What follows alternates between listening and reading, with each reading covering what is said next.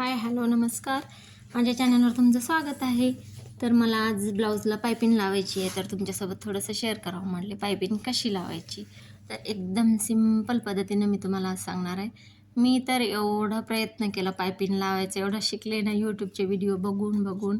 शेवटी मी एकदम म्हणजे एक तेलुगू चॅनल आहे, तर तिचंच मी जास्त करून व्हिडिओ फॉलो करते आणि तिचं नाव आहे कुमारी व्लॉग्स म्हणून. तर तेलुगू चॅनल, मी तेलुगू हैदराबादला असल्यामुळं मला ते भाषेचा वगैरे काही प्रॉब्लेम नसल्यामुळे मी तिच्याचकडून जास्त करून शिकले यूट्यूबवरून. तर मग मी तुम्हाला आज पायपिंग कशी लावायची सोप्या पद्धतीने हे मी तुम्हाला आज सांगत आहे. तर एक 1.5 इंचाची अशी एक क्रॉस पट्टी कट करून घ्यायची.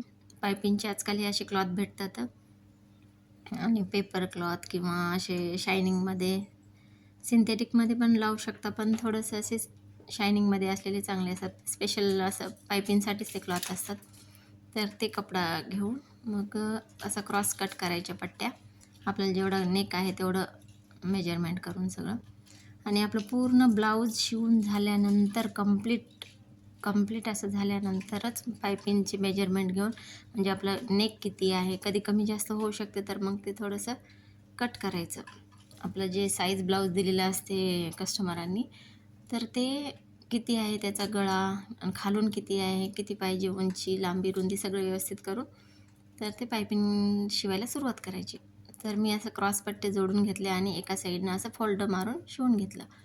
तर मग उलटी साईड आपल्याकडंच असली पाहिजे आणि ब्लाऊज सीधा असलं पाहिजे, सरळ. आणि मग असं गोल अशा पद्धतीनं जसा गळा आहे आपला तसंच टिप मारून घ्यायची, म्हणजे शिवून घ्यायचं. आणि जास्त मार्जिन नाही ठेवायची, पाव इंचाचीच मार्जिन ठेवायची. कारण आपलं शोल्डर किती आहे परफेक्ट, जे कस्टमर ब्लाऊज आपल्याला देतात त्या साईजनुसारच परफेक्ट शिवायचं असेल तर मेजरमेंट घेऊनच आपण पूर्ण शिवायला पाहिजे. तर शोल्डर मी बरोबर इथं मेजरमेंट केलं आणि तिथूनच टिप येऊ द्यायची. मग तिथून पूर्ण असं गोल राऊंड, जसा आपला गळा असेल तसा, चौकोनी असेल किंवा राऊंड असेल, तर ते राऊंडमध्ये हे नेक आहे त्याच्यामुळं गोल असं पायपिंग शिवून घ्यायची. कुठेही आपल्याला फोल्ड नाही झालं पाहिजे आणि पायपिंगला पण जास्त असं खिचलं गेलं नाही पाहिजे, म्हणजे ओढताना नाही करायची खालच्या ब्लाऊजला पण आणि पायपिंगला पण. तर मग असं पूर्ण राऊंडमध्ये आपण शिवून घ्यायचं. इकडचं पण शोल्डरपर्यंत आपण शिवत आल्यानंतर इकडं पण मेजरमेंट करून घ्यायचं की ते शोल्डर आणि हे शोल्डर कमी जास्त व्हायला नको, म्हणून परत एकदा मोजून घ्यायचं की बरोबर आहे का. मग तिथे एक चॉकनी मार्क करायचं आणि बरोबर शिवून घ्यायचं. पहिलं तर मी ब्लाऊज शिवते वेळेस भरपूर असं पायपिंगसाठी मी एवढं प्रयत्न केलेत ना, अखेर प्रयत्नाला फळ मिळते म्हणतात ना, ते बरोबर आहे. मग मी एवढं प्रॅक्टिस करून आता इतकी छान पद्धतीने पायपिंग येते ना, परफेक्ट पद्धतीने.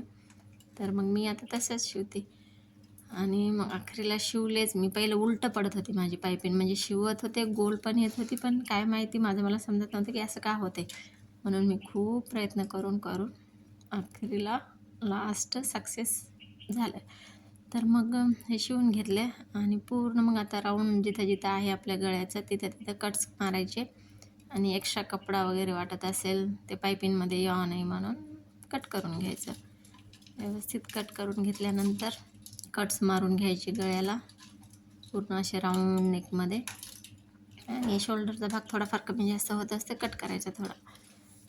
आणि राऊंड मारून घेतल्यानंतर ते पायपिंगमध्ये सीधं असं सरळ पद्धतीनं अशी मग करून घ्यायची आपल्याला ब्लाऊज साईडचं. आणि ते उलटं शिवलेलं असते ना आपण पायपिंग, तर ते सरळ अशी करून घ्यायची. आणि 12 नंबरचा थ्रेड भेटते पायपिंगसाठी, स्पेशल असतो थ्रेड. तर 12 नंबर पण भेटते आणि त्याच्यामध्ये भरपूर प्रकार आहेत, 12, 8 असं, आणि त्याच्यापेक्षा पण मोठा पण भेटते. मग माझ्याकडे आहे ते 12 नंबरचाच वापरते मी. ते थ्रेड घेऊन पायपिंग थ्रेड, आपली गळ्याची लांबी जेवढी असेल तेवढी ते थ्रेड घ्यायचा.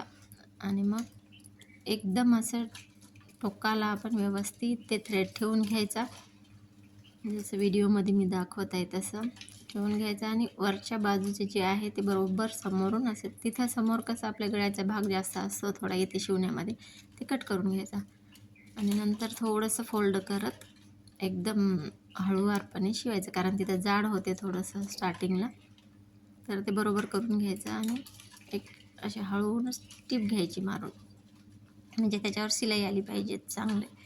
मला इथं थोडंफार हे होत होतं, जाड वाटत होतं, त्याच्यामुळं मी थोडं 2दा-3दा प्रयत्न करून परत एकदा मी फोल्ड करून घेतलं आणि मग असं शिवायचं, फोल्ड करत जायचं.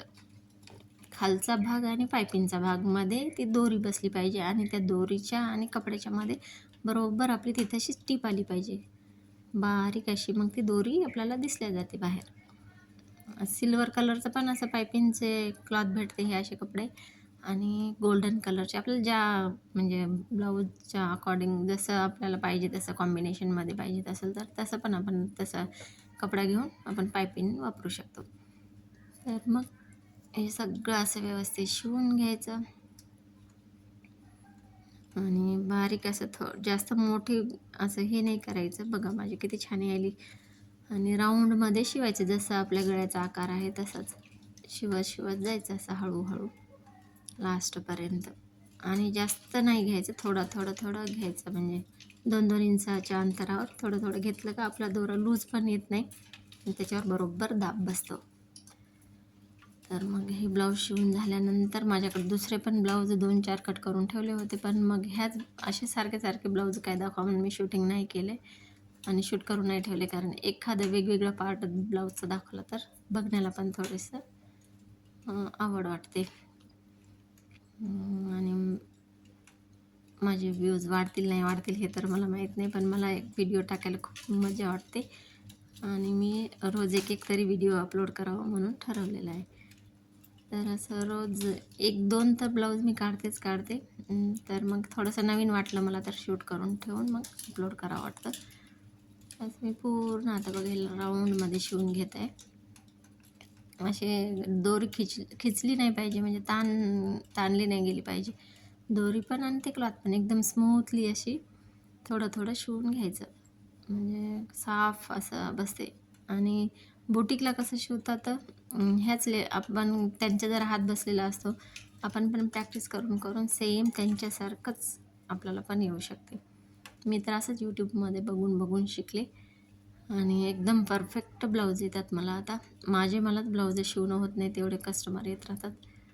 आणि माझ्याकडे एकदम साधी मशीन आहे, तेवढं काही अशी चांगली नाही. मी बघन म्हणले आता थोडं घ्यावं म्हणले छान मशीन, पिकोफॉलची पण. आणि पिकोफॉल पण मी हातावरच, म्हणजे एका साईडनं मशीनवर आणि एका हाताने शिलाई मारून घेते. तसंच बायकांना इथं आवडते आणि त्या पद्धतीनेच मग मी शिवून देत राहते. पण वेगवेगळ्या प्रकारचे ब्लाऊज मी कटिंग करून शूट करण्याचा प्रयत्न करेल आणि अपलोड करण्याचा पण. पण कसं आपण फास्टमध्ये आपण करायचं बघताना कामं आणि पटकन करून बाजूला आवडते, आणि हे शूटिंग हे ते करणं थोडं किचकटच वाटते आणि परत एडिटिंग करा, अपलोड करा, थोडंसं अवघड वाटत आहे मला. तरी मी प्रयत्न करेल वेगवेगळे व्हिडिओ टाकण्याचा.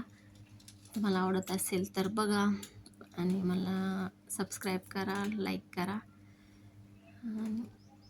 नवीन नवीन थोडंसं कोणालाही म्हणजे जमत नसेल ना ब्लाऊज, खूप आवड तर खूप असे शिवण्याची, पण ते फिसकत राहते. त्याच्यामुळे आपण नेहमी प्रॅक्टिस करणं खूप इम्पॉर्टंट असते. कोणत्याही गोष्टीला प्रॅक्टिस असणंच महत्त्वाचं असते. प्रॅक्टिस झालं का आपल्याला आपोआपच येऊन जाते. तर त्याच्यामुळे आमच्या इकडं 250 रुपयापासून ब्लाऊज शिलाई आहे आणि मी पण मग असे क्रॉस कटिंग 4 टक्स ब्लाऊज 250 रुपये घेते आणि थोडंफार फुग्याची वगैरे थोडी डिझाईन असली तर मग 300-350 पासून सुरुवात आहे. तर मग झाली माझी पूर्ण पायपिंग लावून आणि त्याला धागा आपण मग कट करून घ्यायचा आणि व्यवस्थित इकडच्या साईडनं पण जास्त जाड झालं नाही पाहिजे, असं त्याच्यामध्ये फोल्ड करून कट करायचं आणि बरोबर 2 मागं पुढे मिशन घेऊन फिक्स करून टाकायचं. आणि मग उलटा ब्लाऊज असं, म्हणजे उलट्या साईडनं कसं राऊंडमध्ये तुरपाई नाही मारायची याला. मी तर मारत नाही, कोणी कोणी तुरपाई पण करते, पण एकदम असं मस्त असंच मिशनवरच मारून घ्यायचं. एकदम राऊंड फिक्स बसते, खूप छान वाटते. तर मला एवढं छान वाटते ना की मला पायपिंग पण यायली आणि यूट्यूबवरून मी व्हिडिओ पण म्हणजे बघून बघूनच शिकले आणि कस्टमर पण माझ्याकडे येत आहेत. त्याच्यामुळे मला खूप म्हणजे खूपच खुशी वाटते की मी घरी बसल्या काहीतरी करते. तर हे होता माझा आजचा व्हिडिओ. आवडला म्हणजे याच्यामध्ये कसं बघून बघूनच माणूस शिकते. असं यूट्यूबवरचे व्हिडिओ इतके खूप चांगले असतात, आपले काही काही व्हिडिओज खूप चांगले असतात काही काही यूट्यूबर्सचे, तर मी तसंच बघूनच शिवले आणि मी तेलुगू चॅनल जास्त बघते. तर झालं माझं ब्लाऊज शिवून. बघा किती छान असे मस्त राऊंड पद्धतीने पायपिंग आणि फिक्स असं आली. तर मला या ब्लाऊजला डोरी पण लावायची आहे. असे 2-3 ब्लाऊज शिवायचे पण आहेत, तर फटाफट मी शिवून घेते आणि जमल्यास त्याची पण शूटिंग करते, एखादं 2 शूट जमलं तर. आणि असं बघायचं मग चेक करून एकदा शोल्डर वगैरे ठीक आहे का, साईडचे बाजू ठीक आहेत का, गोल असा राऊंड आलेला आहे का, गळा कुठं कमी जास्त झालेला नाही ना, धागा निघाला आहे का, लूज झालं आहे का, सगळं चेक करून बघायचं मग. आणि आयरन पण करू शकतो आपण, कारण आणखीन छान फिक्स बसते मग. Thanks for